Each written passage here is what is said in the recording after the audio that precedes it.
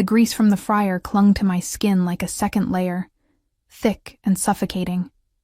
I could feel it in my hair, smell it on my uniform, that acrid combination of overused oil and desperation that no amount of cheap shampoo could wash away.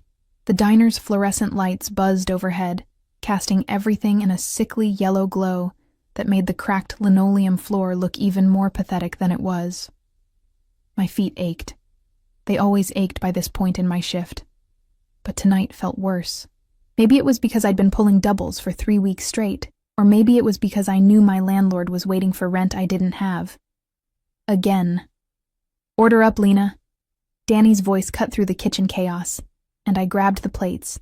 Meatloaf special for table 6, burger and fries for the couple by the window, and pushed through the swinging door into the dining area.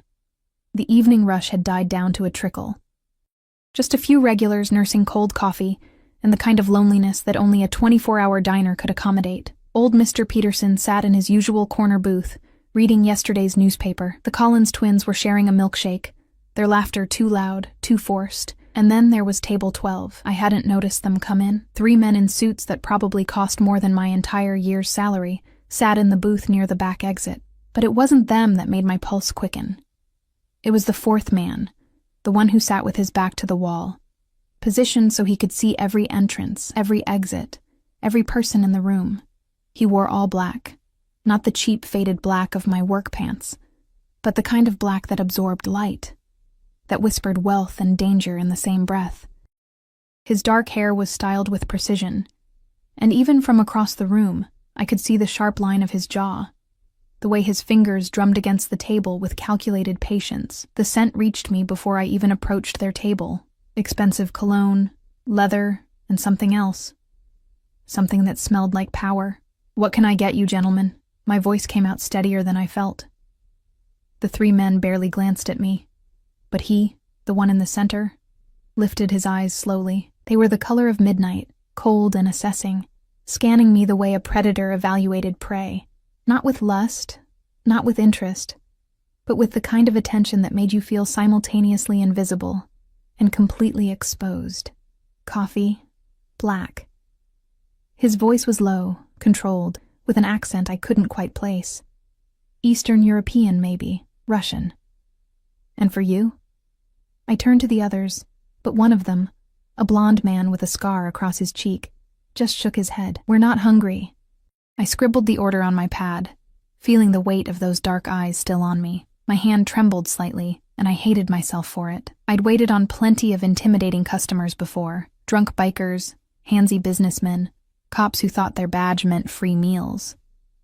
But this was different. This man didn't need to do anything to command the room. He simply existed in it, and everything else bent around him like gravity. I retreated to the kitchen, my heart hammering against my ribs. "Table 12 is weird," I muttered to Danny as I poured the coffee. "Weird how?" He didn't look up from the grill. "Just weird." When I returned with the coffee, the blonde man was on his phone, speaking in rapid Russian. The other 2 sat rigid, alert, their eyes constantly scanning the diner, but the man in black, their boss, clearly, had his attention fixed on the window. I set the cup down, and his hand moved with startling speed, catching my wrist, not hard, not painful, but firm enough to freeze me in place. "Your name?" he asked, his thumb pressing against my pulse point. Could he feel how fast my heart was racing? "Lena." The word barely made it past my lips. "Lena." He repeated it like he was testing how it felt in his mouth, and something in his expression shifted. Something I couldn't read. Recognition? No, that was impossible. I'd never seen this man before in my life. "Do I know you?" I asked, immediately regretting the question. "You didn't question men like this. You smiled, you served, you collected your tip and forgot their faces." His grip loosened, but he didn't release me. "No, but you will." A chill ran down my spine that had nothing to do with the air conditioning.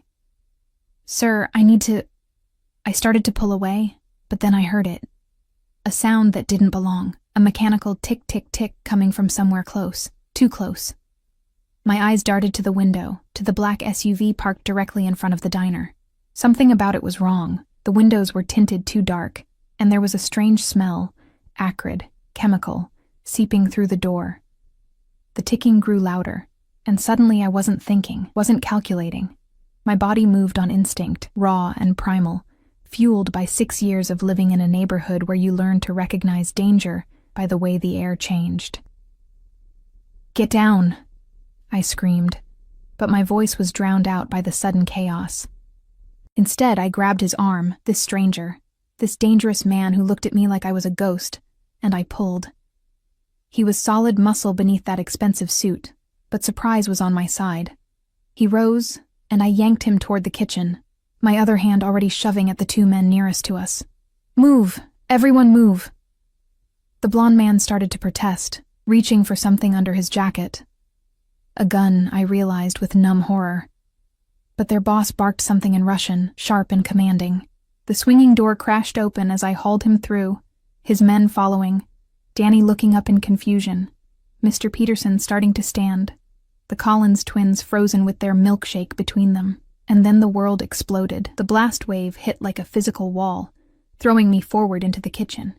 I felt his arms wrap around me, spinning us so his body took the impact as we crashed into the industrial refrigerator. The sound was deafening, a roar that seemed to tear through my eardrums and straight into my skull. Glass shattered, metal screamed. Someone was screaming. Maybe me, maybe everyone. The lights went out. In the darkness, crushed between cold steel and warm flesh, I could hear his heartbeat. Steady. Too steady for someone who'd just nearly died. His breath was hot against my neck, and his arms hadn't loosened. If anything, they'd tightened, holding me against his chest like I was something precious, something worth protecting. "Don't move," he whispered, his lips brushing my ear. There might be a second device, a second device. The words penetrated the shock slowly, like cold water seeping through fabric. This wasn't an accident. This wasn't a gas leak or faulty wiring.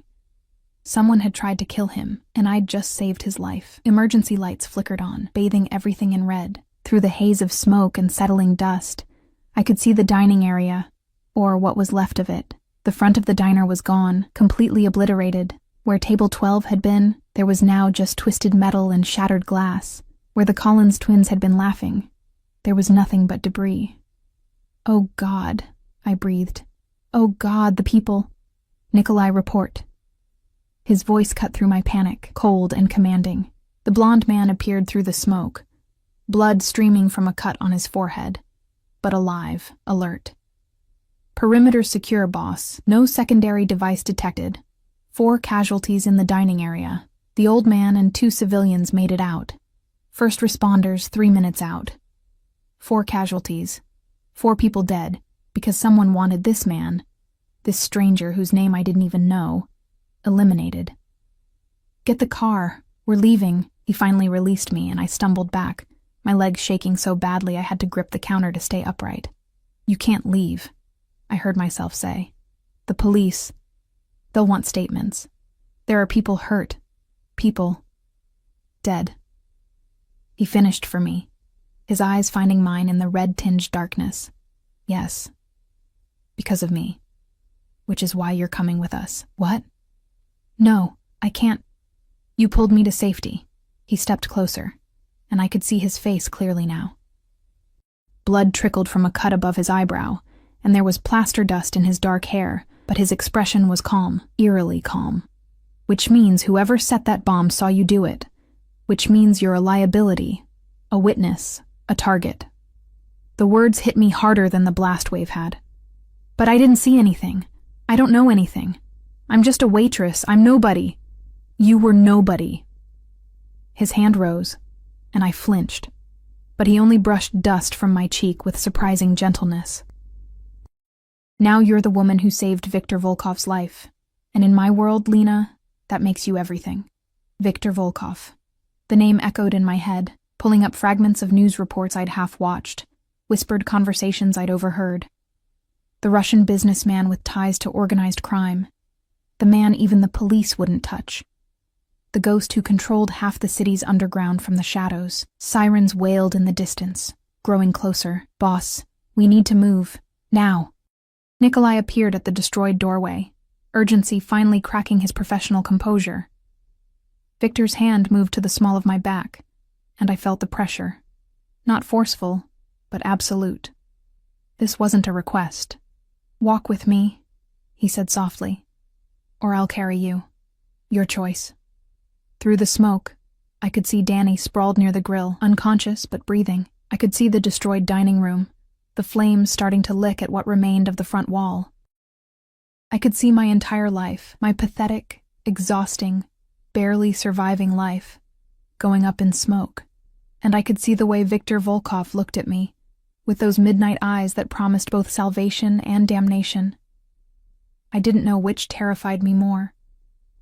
"I need my purse," I whispered, hating how small my voice sounded. "It's in my locker." Something that might have been approval flickered across his face. 30 seconds. I ran. The SUV was armored. I could tell by the way the door closed. Thick, heavy, with a sound like a bank vault sealing shut. The interior smelled like leather and gun oil, and the windows were so darkly tinted that the flashing red and blue lights outside became nothing more than distant, muted strobes. Victor sat beside me, close enough that I could feel the heat radiating from his body. Nikolai drove, his eyes constantly flicking to the rearview mirror, while the other two men, whose names I still didn't know, occupied the front passenger seat and the row behind us, their hands resting on visible weapons.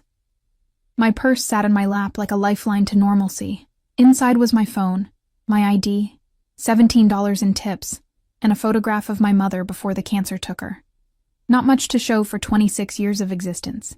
"Where are we going?" My voice sounded foreign in the weighted silence. "Somewhere safe." Victor's fingers drummed against his thigh. The same calculated rhythm I'd noticed in the diner. "Somewhere they won't look for you, they." I turned to face him and immediately regretted it. Up close, in the confined space, he was overwhelming. His presence seemed to consume all the oxygen, leaving me dizzy. "Who's they?" "The people who want me dead." He said it so casually, like he was discussing the weather, which, unfortunately, is a rather extensive list. "Then why don't you just tell the police? Let them—" His laugh was sharp, humorless. "The police?" He tilted his head, studying me with an intensity that made my skin prickle. "You really are innocent, aren't you? No games, no angles. Just a girl who pulled a stranger from danger without thinking of the consequences." "I'm not a girl. I'm 26 years old. A woman then." His hand moved, and before I could flinch away, his fingers caught a strand of my hair, rubbing it between his thumb and forefinger, testing the texture. "When was the last time you ate a real meal, Lena? Not diner food. Real food." The question caught me off guard.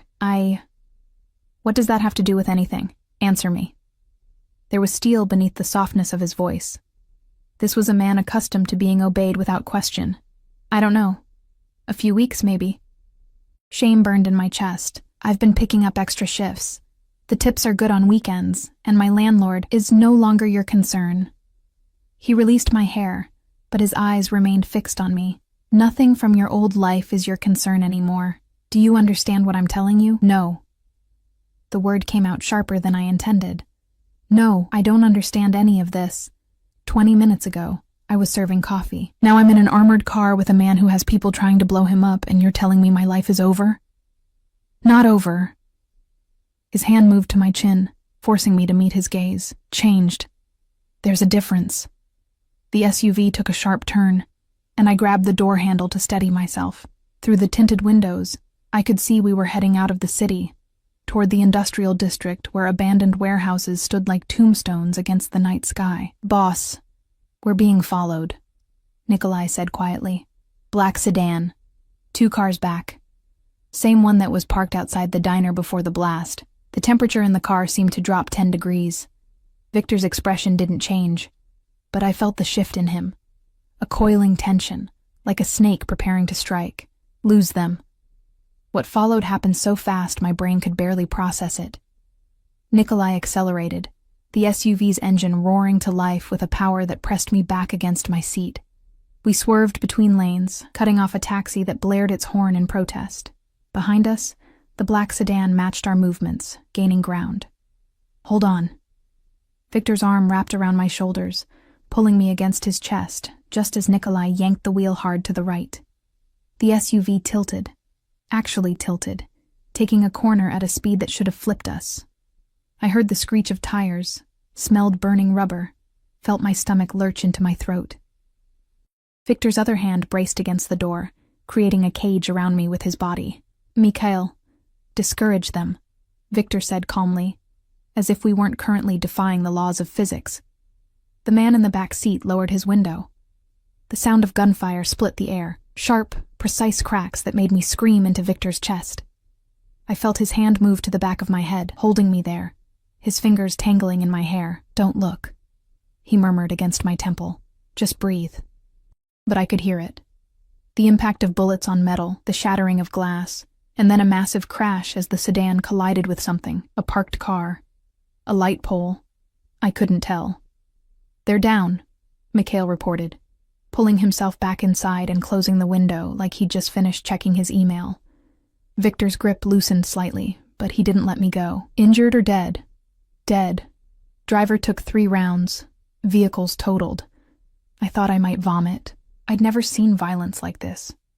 Real violence. Not movie violence. Not news report violence. The kind where you could smell the cordite and feel the reality of ended lives pressing against your consciousness. 3 more blocks to the safe house, Nikolai said. Safe house. The words should have been comforting, but all I could think about was the blood that was surely spreading across some distant intersection, the families who would get terrible news before morning, the casual way these men dealt death like it was just another task on their list. "I want to go home," I whispered into Victor's shirt, which smelled like smoke and expensive fabric softener. "You don't have a home anymore." His voice was gentle, but absolute. "Your apartment is compromised. They'll have people there within the hour, if they don't already. Your workplace is destroyed. Your co-workers." He paused, and I felt him sigh. "I'm sorry about your co-workers, Danny." Sweet, simple Danny, who had a daughter in community college and a gambling problem he thought nobody knew about. Mr. Peterson, who left a $5 tip every night even though he only ordered coffee. The Collins twins, barely out of high school, who giggled and flirted and were supposed to have their whole lives ahead of them. Gone. Because I'd pulled a stranger into a kitchen. "This is my fault," I said, the realization crushing down on me like concrete blocks. "If I hadn't pulled you, if I'd just let you, if you'd let me die, you'd still be dead."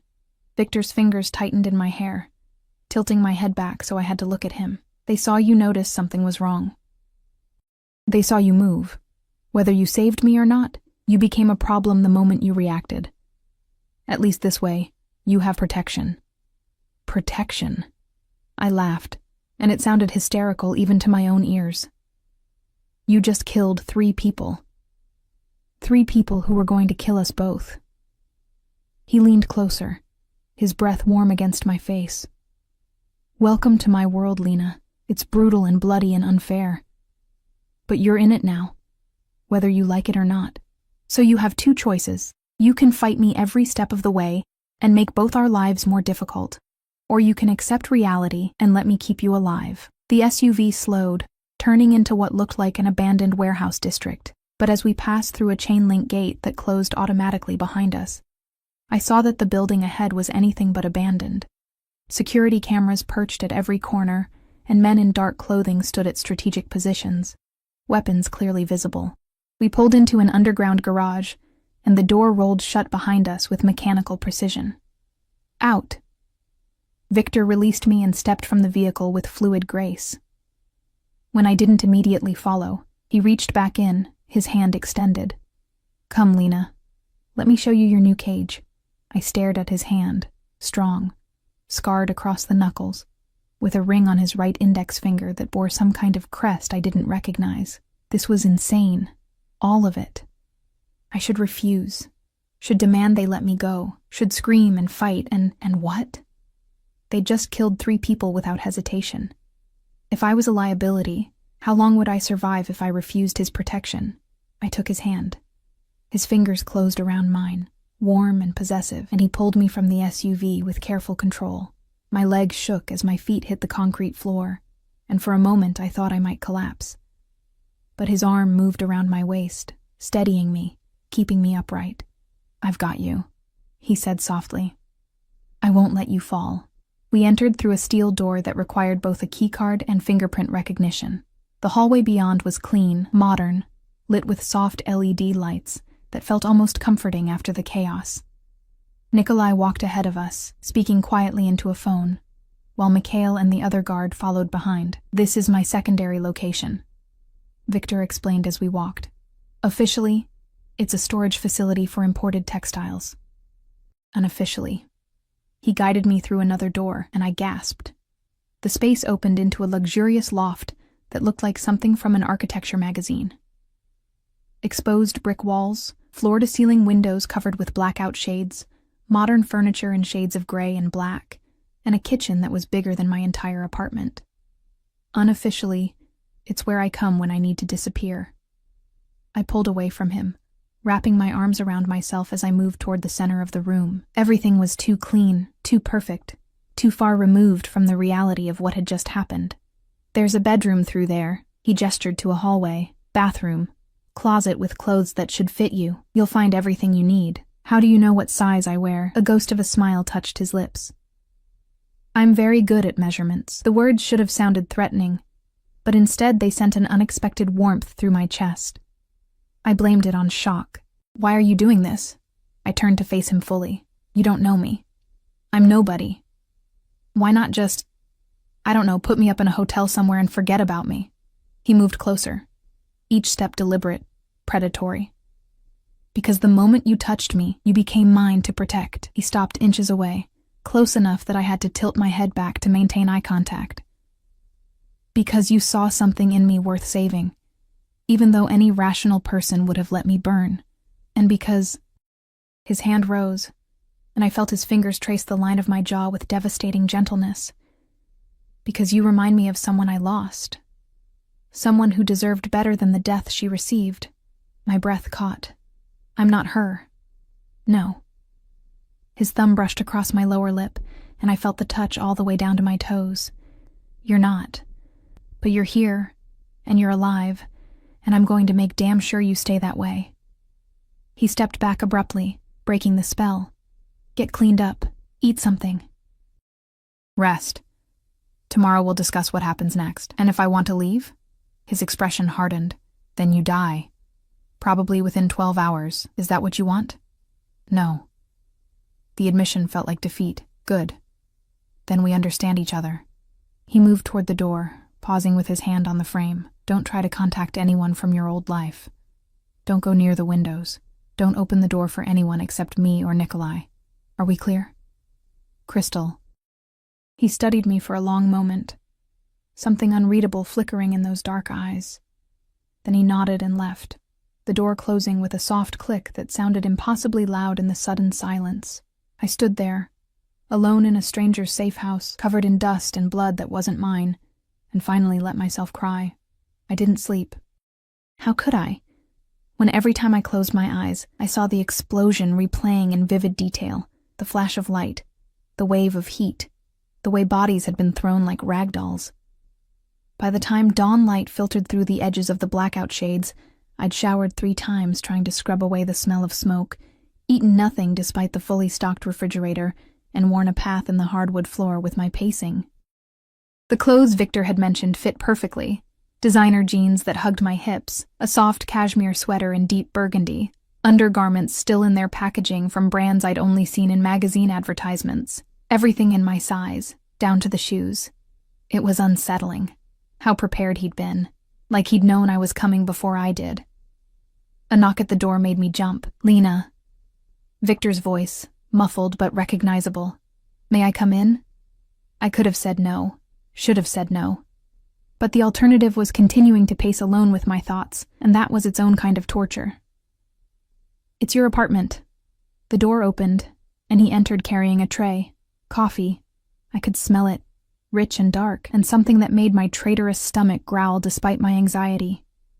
He'd changed clothes, now wearing dark slacks and a white shirt with the sleeves rolled to his elbows, revealing forearms corded with muscle and marked with scars that told stories I probably didn't want to know.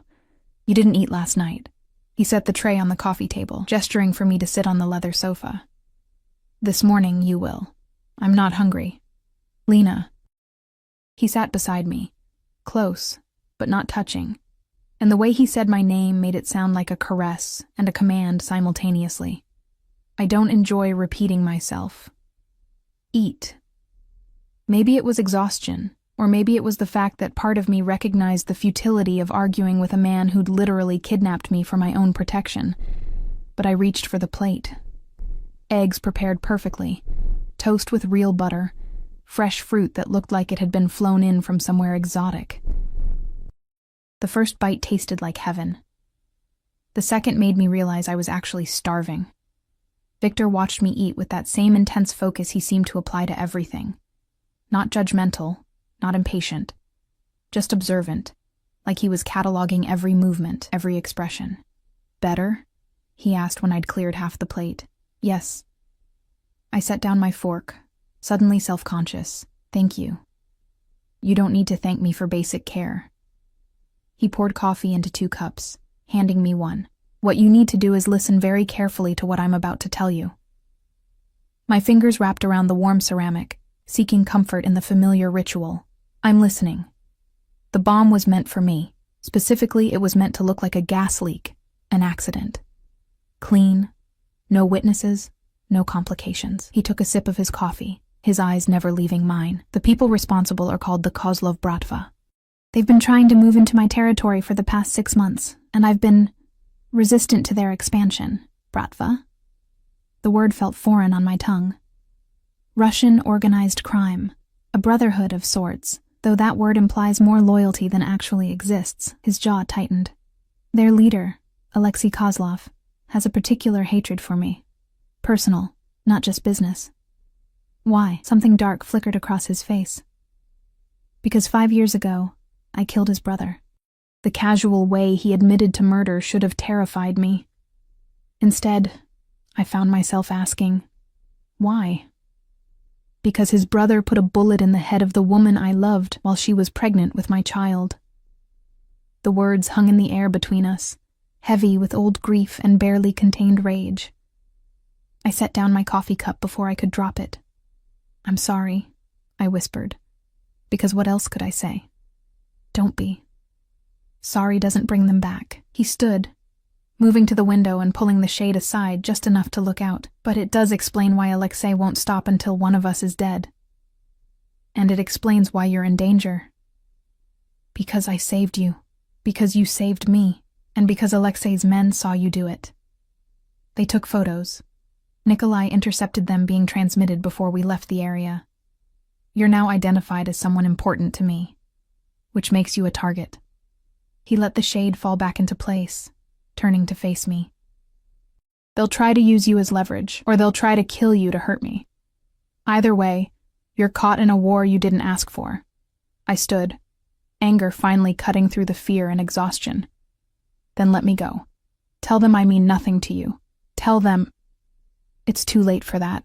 He crossed the distance between us in 3 strides, his hands gripping my shoulders. The moment I brought you here, I claimed you. In their eyes, in my organization's eyes, in the eyes of everyone who operates in this world, you're mine now. Do you understand? Mine to protect. Mine to keep safe. Mine to... He stopped, his grip loosening slightly. Mine. The possessiveness in his voice should have infuriated me.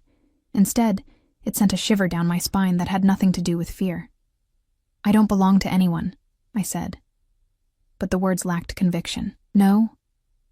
His hand moved to cup my face, thumb tracing my cheekbone. Then why haven't you tried to run? Why haven't you fought harder to leave? Why do you lean into my touch even as you tell yourself you shouldn't? Because he was right. God help me, he was right. I was leaning into his palm, seeking the warmth and strange security I found there. Stockholm Syndrome, I managed weakly. His laugh was low, dark. After one night? No, Milaia. This is something else entirely. What did you call me? Darling. It's what I called... He stopped, his expression shuddering. It doesn't matter. But it did matter. It mattered because I wasn't just some random woman he was protecting out of obligation. I was a replacement, a ghost of someone he'd lost. The realization should have hurt, but instead, It made a strange kind of sense. I look like her, don't I? The woman you loved. His silence was answer enough. That's why you're doing this. Not because you owe me, not because it's some kind of code, because when you look at me, you see her. No. The word came out harsh, sharp. His other hand came up, framing my face, forcing me to see the intensity in his gaze. When I look at you, I see you. Yes, there's a resemblance. The dark hair, the green eyes, the delicate build. But Irina was hard where you're soft, calculating where you're instinctive. She chose this life. You had it thrust upon you. His thumbs brushed away tears I hadn't realized were falling. You remind me of what she could have been, if she'd been born into a different world. And that matters to me in ways I don't fully understand yet. This is insane. But I didn't pull away. Yes. He leaned closer, and I could feel his breath against my lips. Welcome to insanity. The moment stretched between us, taut as a wire, and I knew with absolute certainty, that if I didn't move, he would kiss me. And if he kissed me, something fundamental would shift, and I'd never be able to go back to pretending I was just a hostage, just a woman in the wrong place at the wrong time. A sharp knock on the door shattered the tension. Boss. Nikolai's voice, urgent. We have a problem. Victor's eyes closed briefly, and when they opened, the vulnerable man I'd glimpsed was gone, replaced by the cold, controlled criminal I'd first met.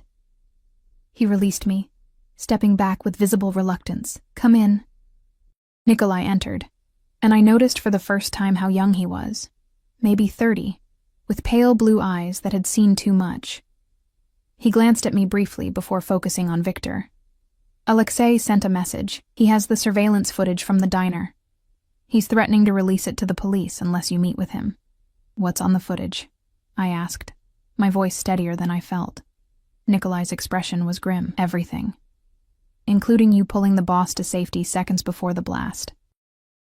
If the police see it, they'll want you for questioning. If they want you for questioning, Alexei's men can grab you in transit. It's a trap. Then we don't let the police have her. Victor's voice was ice. Where does he want to meet? The old Petrov warehouse, 2 hours. You alone. Absolutely not. The words burst out of me before I could stop them. That's suicide. He'll kill you the moment you arrive. Victor turned to me, and something like warmth flickered in his eyes. Concerned for me, Lena? I'm concerned about what happens to me if you're dead. It was a lie, and we both knew it. Nikolai, prepare the team. Full tactical. I want snipers on every building within 1,000 yards, cars at every exit, and enough firepower to start a small war. He moved toward his bedroom, then paused. And get Dmitri on the phone. Tell him I'm calling in his debt. Dmitri? Nikolai's eyebrows rose. Boss. He's been retired for 3 years. He also owes me his life. Time to collect. As Nikolai left, I followed Victor into his bedroom. A space dominated by a massive bed and more weapons than I'd ever seen outside a movie. He was pulling on a shoulder holster, checking the magazine of a gun with practiced efficiency. What are you doing? I demanded. Preparing for war. He slid a knife into his boot, another into a sheath at his back. Alexei wants a meeting, he'll get one, but on my terms. This is because of me, because I saved you. This was inevitable. He crossed to me, still armed, still dangerous, but somehow managing to be gentle as he tucked a strand of hair behind my ear. Alexei and I were always going to have this confrontation. You just accelerated the timeline. Let me come with you. Absolutely not. If I'm the bait, shouldn't I be there? No. The word was final. Absolute. You'll stay here with guards. If I'm not back in 4 hours, Nikolai will take you to a secondary location. There's a bag in the closet with money, passports, and instructions. You'll disappear. Victor, promise me. His hands gripped my arms, and for the first time since I'd met him, I saw something like fear in his eyes. Promise me if this goes wrong, you'll run. You'll take the money and you'll disappear and you'll live the life you were supposed to have before I destroyed it. I promise, I whispered, lying through my teeth. He must have known it was a lie because he kissed me. It wasn't gentle. It was claiming, possessive, desperate. a kiss that tasted like goodbye and forever tangled together. His fingers dug into my hips, pulling me flush against him, and I felt every weapon he carried pressing between us like a reminder of the violence that awaited him. When he pulled back, we were both breathing hard. "When this is over," he said, voice rough, "we're going to have a very long conversation about what happens next." "When this is over," I corrected, "you're going to tell me everything. Who you are, what you do, and why someone I met 12 hours ago already feels like the most important person in my world." A real smile, small but genuine, crossed his face. "Deal." He left, and I stood in his bedroom, surrounded by weapons and expensive sheets, knowing with absolute certainty that I wasn't going to stay here like some damsel waiting to be rescued. I was going to save him again, even if it killed us both. The guard outside my door was named Sergei. I learned this by listening through the keyhole as he spoke on his phone, complaining about babysitting duty when he should be with the boss at the warehouse. He was young, bored, and, most importantly, alone, after Nikolai had pulled the other guards for Victor's operation. I had exactly 90 minutes before Victor reached the meeting point. The plan forming in my mind was insane, suicidal even. But the alternative was sitting here, helpless, while the man who'd somehow become my entire world walked into an ambush. Yes, he had a team. Yes, he had weapons and training and years of experience, but Alexei had surprise, desperation, and nothing to lose. And I had something neither of them expected. The surveillance footage showing exactly what happened. I rifled through Victor's closet until I found what I needed: a dark jacket, boots that were too big but workable, and a baseball cap to hide my hair. In his nightstand drawer, beneath passports and cash, I found a small handgun. I'd never held a gun before. My hands shook as I checked it the way I'd seen in movies, finding it loaded. Safety on. "Please don't let me have to use this," I prayed to whatever God watched over foolish women. The escape itself was almost embarrassingly easy. I called room service. Yes, the safe house had room service because apparently crime did pay extremely well. And when Sergei opened the door to receive the tray, I hit him with a heavy crystal vase from Victor's dresser. He went down hard, and guilt twisted my stomach as I stepped over his unconscious form. I took his phone and keys, leaving him with a whispered apology he couldn't hear. The underground garage held 6 vehicles, but I grabbed the keys to the least conspicuous, a dark sedan that could blend into traffic. My hands trembled as I started the engine, but years of delivering food in my beat-up Honda came back to me. Driving was driving, even if the car cost more than my lifetime earnings. Getting past the gate required Sergei's phone and a security code I'd watched him enter earlier. The fact that I remembered numbers under pressure surprised me. Maybe I was more adaptable than I'd thought. Or maybe desperation made you capable of anything. The warehouse district was on the east side, near the docks where shipping containers stacked like rusted building blocks. I parked 3 blocks away and approached on foot, the 2 big boots rubbing blisters on my heels, the gun heavy in my jacket pocket. Afternoon sun beat down, turning the abandoned industrial landscape into something post-apocalyptic. No people, no traffic, just warehouses and the distant sound of water lapping against concrete. I spotted Victor's men before they spotted me. Shapes on rooftops, glints of rifle scopes catching sunlight. They were good, but I knew what to look for now. Funny how 12 hours in Victor's world had taught me to see violence lurking in shadows. The Petrov warehouse loomed ahead, its windows shattered, walls covered in graffiti. 2 black SUVs were parked outside, Victor's team. But on the far side, partially hidden behind a cargo container, I saw 3 more vehicles. Alexei's backup. This was wrong. Victor had walked into exactly the trap I'd feared. I circled around, using abandoned equipment for cover, until I found a side entrance half hidden by overgrown weeds. The door was unlocked, careless, or maybe intentional, a way for Alexei's men to flank Victor's position. Inside, the warehouse was dim, lit only by sunlight streaming through broken windows and holes in the roof. Voices echoed from somewhere ahead. Russian, sharp with tension. I crept forward, every nerve screaming that this was insane, that I should run, call the police, do literally anything except walk deeper into a confrontation between armed criminals. But Victor was here, and somehow, impossibly, that mattered more than my survival instinct. I reached a catwalk overlooking the main floor and froze. Below, Victor stood in a shaft of dusty sunlight, Nikolai beside him. Both men relaxed in a way that somehow seemed more dangerous than if they'd had weapons drawn. Across from them, separated by maybe 30 feet, stood a man I instinctively knew was Alexei Kozlov. He was older than Victor, maybe 50, with silver threading through dark hair and the kind of face that had once been handsome before cruelty carved permanent lines into it. 4 men flanked him, all armed, all watching Victor with the focused attention of predators. "You came alone," Alexei's voice carried clearly, Russian accent thick. "I'm surprised. I expected your characteristic paranoia. I came with enough firepower to level this building." Victor's tone was casual, almost bored. "Your men on the roof? They're dead. The 3 vehicles you left as backup? Disabled. You're surrounded, Alexei. This meeting has exactly one outcome." "Does it?"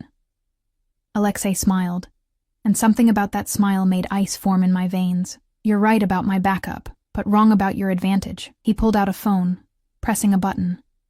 The explosion came from outside, distant, but unmistakable. Victor's expression didn't change, but I saw his hand move incrementally toward his weapon. "That was one of your precious SUVs," Alexei said. "The one with your favorite driver. What was his name? Dmitri? The retired soldier you called in as a favor?" "You son of a—" Nikolai started forward, but Victor's hand shot out, stopping him. "Dmitri got out before the blast," Victor said calmly. Too calmly. "I know your methods, old man. I planned for them." "Did you plan for this?" Alexei gestured, and from the shadows emerged 2 more men, dragging a woman between them. My heart stopped. She was young, maybe 19, with dark hair and terrified eyes. Blood trickled from a cut on her temple, and her hands were zip-tied in front of her. "Meet Katerina," Alexei said. "My daughter's daughter, my only grandchild. She doesn't know about the family business. She thinks her grandfather imports antiques." His gun appeared, pressing against the girl's head. "Just like your Lena doesn't know you're planning to use her as bait to draw me out." "Oh yes, Victor. I know about your little waitress. I know you have her locked away in your safe house. And I know that, despite your cold reputation, you have a weakness for innocent women who remind you of Irina." The name hung in the air like a curse. "Let the girl go," Victor said. And for the first time, I heard something other than control in his voice. "She's not part of this. Neither was Irina." Alexei's face twisted with grief and rage. "She was pregnant, carrying your bastard child. And my brother, my stupid, impulsive brother, killed her because you stole from him, humiliated him, treated him like he was nothing." The gun pressed harder against Katerina's head, and she whimpered. "An eye for an eye, Victor. You took my brother. I take your woman. Fair trade." "I'm not his woman," I heard myself say. The words echoed through the warehouse, and every head turned toward the catwalk where I stood, gun held in trembling hands, boots planted despite my shaking legs. Victor's face went through several emotions in rapid succession: shock, rage, fear, and something that looked almost like pride. "Lena, no, yes." I descended the metal stairs, each step ringing loud in the sudden silence. "I'm not his woman. I'm just a waitress who happened to be in the wrong place at the wrong time. I saved his life, yes, but that doesn't make me important to him. It doesn't make me leverage." I reached the ground floor, positioning myself where I could see both Victor and Alexei. "So if you want to kill someone, kill me. Let the girl go." "Lena." Victor's voice was strained, barely controlled. "Shut up." I kept my eyes on Alexei, even as I felt Victor's gaze burning into me. "Let her go, and I'll give you what you really want. The surveillance footage from the diner. The police already have copies by now. I sent them before I came here. They know Victor survived. They know someone tried to assassinate him. And they have very clear footage of me pulling him to safety.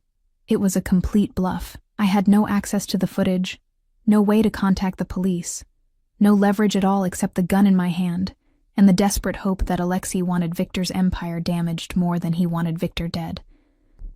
Alexei studied me with calculating eyes. "You're lying. Maybe. Or maybe I'm smarter than you think. Maybe I spent last night in Victor's safe house going through his computers, his files, his secrets. I raised the gun, not pointing it at anyone, just making it visible. Maybe I have enough information to bring down both your organizations. So here's my offer. You let the girl go, you walk away from this meeting alive, and I don't release everything to the FBI. The silence stretched so tight, I could hear my own heartbeat thundering in my ears. Then Alexei laughed. You have balls, girl. I'll give you that. He lowered his gun from Katerina's head, nodding to his men. They released her, and she stumbled forward, sobbing. Nikolai moved instantly, catching the girl, pulling her behind Victor's position. But here's the problem with your bluff, Alexei continued, raising his weapon toward me. I don't believe you had time to access anything useful. I don't believe the police have footage, and I don't believe Victor would keep you alive if you had his secrets. His finger moved to the trigger. What I do believe is that you're a stupid girl playing a game she doesn't understand. The gunshot exploded through the warehouse. But it wasn't Alexei who fired. Victor moved faster than I'd ever seen a human move, his weapon appearing in his hand. The shot so precise that Alexei's gun went flying from his grip before he could pull the trigger. Another shot, and one of Alexei's men dropped. Another, systematic, controlled, each bullet finding its target with surgical precision. Nikolai was moving too, his weapon tracking targets, laying down cover fire as chaos erupted. I dropped to the ground, crawling toward cover behind a concrete pillar, my ears ringing from the gunfire. Through the confusion, I saw Victor advancing on Alexei, who was clutching his bleeding hand, his face contorted with rage and pain. You don't touch her, Victor said, and his voice was death itself. You don't look at her. You don't breathe in her direction. Am I clear? She came here herself, Alexei spat. She's a liability, Victor. You know it. She'll destroy you. Then I'll let her. Victor pressed his gun against Alexei's forehead. But you won't live to see it. Victor, don't! The words tore from my throat. He froze, eyes finding mine across the blood-splattered warehouse floor. Please, I whispered, standing on shaking legs. Don't kill him. Not like this. Not because of me. He tried to kill you. He failed. You won. Your men are alive. The girl is safe, and he's disarmed. You can end this without more death. I walked toward them, stepping over fallen bodies, ignoring Nikolai's shouted warning. You said I reminded you of what Irina could have been. So show me. Show me who Viktor Volkov could be if he chose mercy over revenge.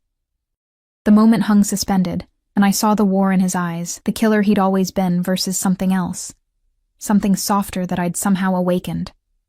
Then he lowered the gun. You have 24 hours to leave the city. Victor said to Alexei, take your men, take your business and go. If I see you or any of your people after tomorrow's sunset, the truce is over. Understood? Alexei, clutching his ruined hand, nodded once before being helped away by his surviving men. As their vehicles roared away, Victor turned to me, and the look in his eyes made my knees weak. You could have died, he said quietly. So could you. That's different. Why? Because you're used to it? Because your life is worth less than mine? I closed the distance between us, reaching up to cup his face. I saved you once in that diner. Did you really think I'd stop? His arms came around me, crushing me against him with desperate strength. You're insane. Reckless. Completely unpredictable. I learned from the best. He pulled back just enough to look at me, and then he kissed me. Harder, deeper, more real than before. This wasn't goodbye. This was a beginning. When we finally broke apart, Nikolai was standing nearby, looking exhausted. Boss, we need to move. Police will be here soon. Victor nodded, but kept his arm around me. Take Katerina somewhere safe. Make sure she gets home. He looked down at me. You and I have that conversation now. Here? No. A hint of a smile touched his lips, somewhere worthy of the woman who just saved my life twice in 24 hours. The place Victor took me wasn't another safe house. It was a penthouse overlooking the city, all floor-to-ceiling windows and modern elegance that spoke of wealth accumulated over years, not months. As the elevator doors opened directly into the apartment, I realized this was his real home. The place he actually lived when he wasn't running from enemies or planning wars. "Welcome," he said softly, his hand on the small of my back as he guided me inside, "to the only place in this city where I can truly be myself." The sun was setting, painting the sky in shades of amber and crimson. I walked to the windows, looking down at the streets far below where normal people lived normal lives, going to jobs they hated, paying bills they couldn't afford, worrying about things that now seemed impossibly small. I'd been one of those people yesterday. Now I was standing in a multi-million-dollar penthouse with a man who'd killed for me, who'd spared an enemy because I'd asked, who looked at me like I was simultaneously his salvation and destruction. "Tell me everything," I said, not turning from the window. "No more secrets, no more half-truths. If I'm really in this, I need to know who you are." I heard him move behind me, felt his presence like heat against my back. "What do you want to know?" "Start with Irina." His reflection appeared in the glass beside mine, and I watched his expression tighten. She was the daughter of a rival boss. We met at a neutral meeting when I was 25. She was fire. Dangerous, intelligent, completely unafraid of me or my reputation. His hand came up, not touching me but close, hovering near my shoulder. We fell in love despite our families. Despite the war it would cause, we had 6 months together before she told me she was pregnant. "What happened?" I whispered. "I tried to leave, to build something legitimate, something clean for our child. But you don't just walk away from this life, Lena. My enemies saw weakness, opportunity. Alexei's brother, Dmitri, was the worst of them. He kidnapped Irina, demanded I surrender my territory. Victor's voice went hollow. I refused. I thought I could save her, that I had time. But Dmitri was more impulsive than his brother. When I stormed his compound, I found her already dead. Single gunshot to the head. She'd been dead for hours while I'd been planning my rescue. I turned, finally facing him, and saw the old pain carved into every line of his face. "That's why you killed him." I killed him slowly, made him suffer. No apology in his voice, no regret. And I swore I'd never care about anyone again. That I'd be the monster they all feared because monsters don't feel loss. "But you do feel," I said quietly. "You feel everything. You just hide it better than most." His hand finally made contact, cupping my cheek. Until some stubborn waitress grabbed my arm and pulled me from death without a second thought. Do you know what I saw in that moment, Lena? When you looked at me in that diner, when you reacted to danger to save a stranger? What? I saw someone who still believed people were worth saving, even someone like me. His thumb traced my lower lip, and I felt the touch everywhere. And I knew instantly, that I couldn't let this world destroy that. Couldn't let my enemies take another innocent life because of proximity to me. So you kidnapped me for my own good. A ghost of a smile. I prefer to think of it as aggressive protection. And the fact that I look like her, that I remind you of what you lost, is irrelevant. He stepped closer, and I could feel his heartbeat against my chest. Yes, there's a resemblance. Yes, something in me recognized that and responded. But Lena? His hands framed my face, forcing me to see the truth in his eyes. You are not her. You're softer where she was hard, instinctive where she was calculating. You see good in a man covered in blood and sin, and somehow, impossibly, you make me want to be worthy of that vision. You spared Alexei, I breathed. You chose mercy. I chose you. Your way. Your belief that there's something in me worth saving. His forehead pressed against mine. I don't know if you're right. I don't know if a man like me can ever be anything but the monster I've become.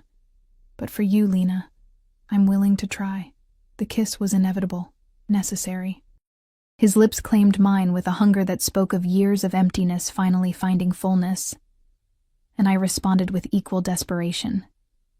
My hands tangled in his hair, pulling him closer, needing to feel something real after a day of violence and fear. He lifted me effortlessly, carrying me through the penthouse to a bedroom that overlooked the glittering city. The bed was massive, covered in dark silk that whispered luxury against my skin as he laid me down. "Last chance," he murmured against my throat, his hands already working the buttons of my borrowed shirt. "You can still walk away. I'll give you money, a new identity, protection. You can disappear and live the life you would have had. Without you?" I pulled his shirt free, running my hands over the scarred landscape of his chest and abdomen. "No, I choose this. I choose you. Then you're mine." Not a question. A statement of absolute fact. "And I don't share, Lena. I don't do casual. If we cross this line, you're mine completely. In every way that matters." "Good." I pulled him down to me. "Because I'm tired of belonging to no one. Of being invisible. Of being just another struggling waitress in a city that doesn't care if I live or die. I care." His hands traced paths of fire down my body. "I'll always care. And anyone who tries to hurt you will learn exactly how ruthless Viktor Volkov can be when protecting what's his." The possessiveness should have frightened me. Instead, it sent heat pooling low in my belly. For the first time in my life, someone was claiming me, choosing me, seeing me as something precious worth protecting. What followed was inevitable, necessary. His touch was commanding yet surprisingly gentle, knowing exactly how to make me gasp, how to make me forget every rational reason this was insane. And when we finally came together, it felt less like sex and more like sealing a pact written in fire and blood. Afterward, as we lay tangled in silk sheets with the city lights painting patterns on our skin, Victor's fingers traced lazy circles on my hip. "I need to tell you something," he said quietly. "About your father." I tensed. "My father died when I was 10, car accident." "No." His hand stilled. "He died 3 years ago, in prison. And before that he worked for me." The world tilted. "What?" Victor sat up, pulling me with him so we faced each other. His name was Marcus Chen. He was my accountant for 5 years, handling financial operations. Good man, loyal, careful. But he got greedy. Started skimming money, hiding it in offshore accounts. His eyes searched mine. I didn't know he had a daughter. He never mentioned family, never brought his personal life to work. When I discovered the theft, I gave him a choice: return the money and leave the city, or face consequences. My hands were shaking. He went to prison, because he refused both options. Said he'd rather go to legitimate authorities, confess to financial crimes, than live looking over his shoulder for my retribution. So he did. Victor's jaw tightened. I had no idea he left behind a 10-year-old girl who'd been told he died in an accident.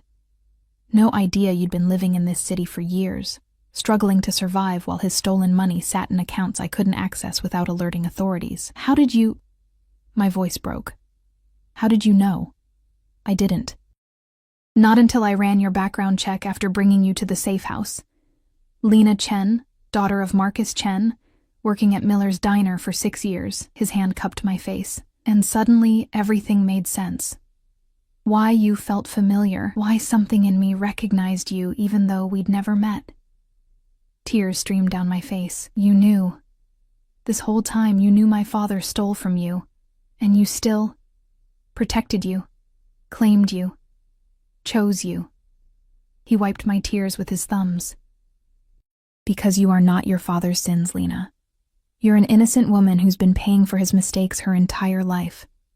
Living in poverty, working yourself to exhaustion, invisible to a world that should have protected you. The money," I whispered.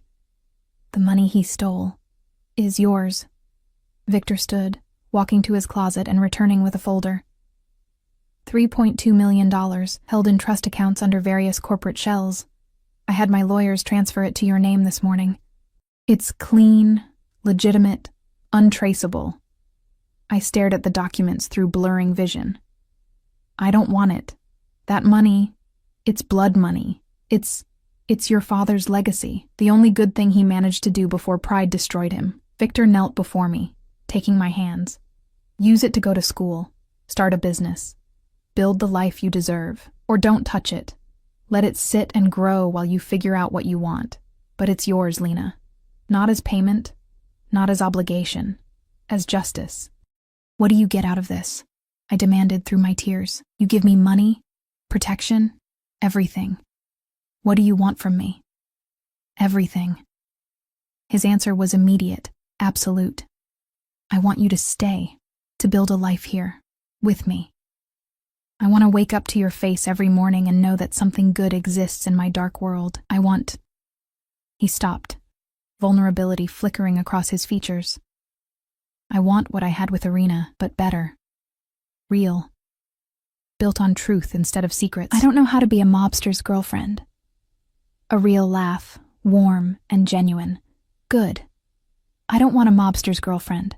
I want Lena Chen, former waitress, stubborn savior, woman brave enough to walk into a gunfight to protect a monster. You're not a monster.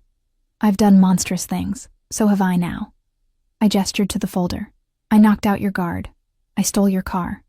I almost got us both killed. You saved me. Again. And you made me spare an enemy, which might be the most dangerous thing anyone's ever convinced me to do. He pulled me into his arms. We're both going to have to live with the consequences of this week. The people who died in that diner. The men who fell in that warehouse. The lives irrevocably changed. Can we? I whispered against his chest. Can we really build something good from all this blood and violence? I don't know. His honesty hurt and healed simultaneously. But I'm willing to try. For you, Lena. Only for you. We stayed like that as night deepened over the city. Two damaged people clinging to each other like lifelines. Eventually, Victor's phone buzzed. Nikolai reporting that Alexei and his men had left the city, that Katerina was safely home, that the police investigation into the diner bombing was focusing on gas leak theories. Life, somehow, was continuing. What happens now? I asked as dawn began painting the sky pink. Now? Victor turned from the window where he'd been watching the sunrise. Now you decide. You can take the money and disappear. I'll arrange everything. Ensure you're safe. Or, he held out his hand, you can stay. Build a life here. With me. Not as my possession, not as my replacement for Irina, but as my partner, my equal, my choice. I looked at his outstretched hand. Scarred, strong, capable of such violence and such gentleness. I thought about my old life, the diner job I'd lost, the apartment I couldn't return to, the exhausting grind of surviving day to day with no hope of anything better, and I thought about what he was offering. Danger, yes, but also protection, uncertainty, but also possibility. A man who'd killed for me, spared for me, who looked at me like I was the answer to prayers he'd never thought to speak. It was insane. Completely, utterly insane. I took his hand. I stay, I said firmly. But on one condition.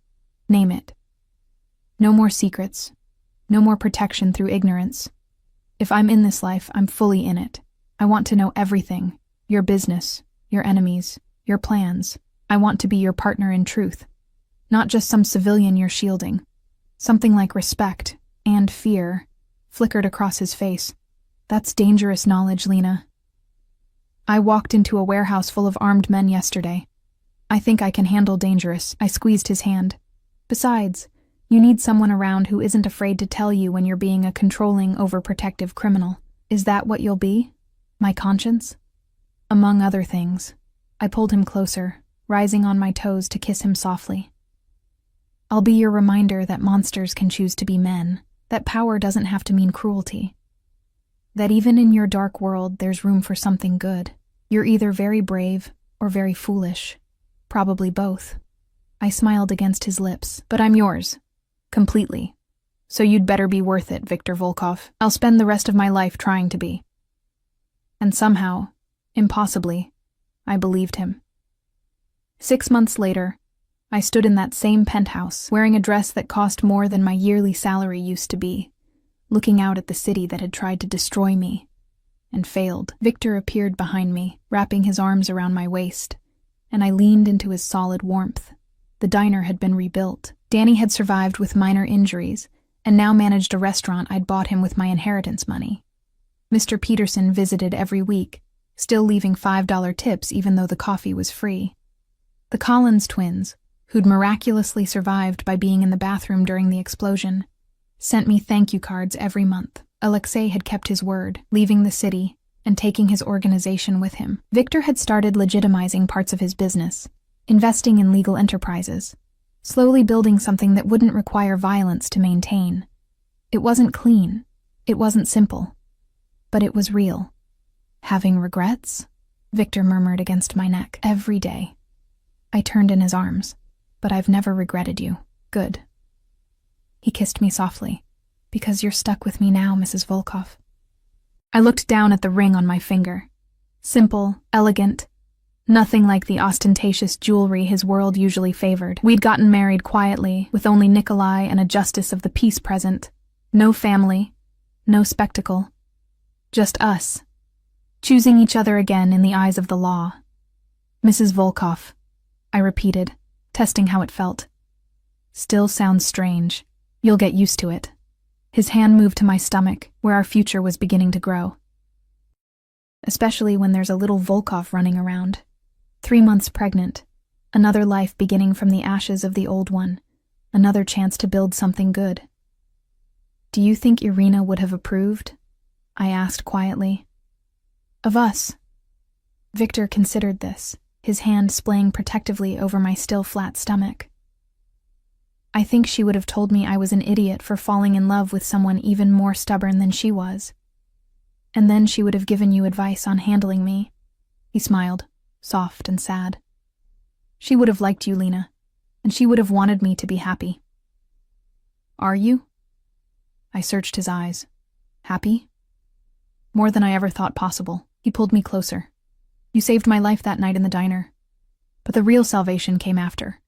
When you saved me from becoming the monster I was turning into. When you showed me there was still something human left worth fighting for. We saved each other. I corrected. You gave me a life worth living. Purpose beyond just surviving. Then we're even. Never. I kissed him deeply, pouring everything I felt into that single moment. I'll always owe you one life saved. Which means you're stuck with me forever. Forever. He echoed the word like a vow. I can live with that. Outside, the city continued its eternal rhythm. People living, dying, struggling, thriving. Somewhere down there, a waitress was serving coffee to strangers. Somewhere, a young woman was making a choice that would change everything.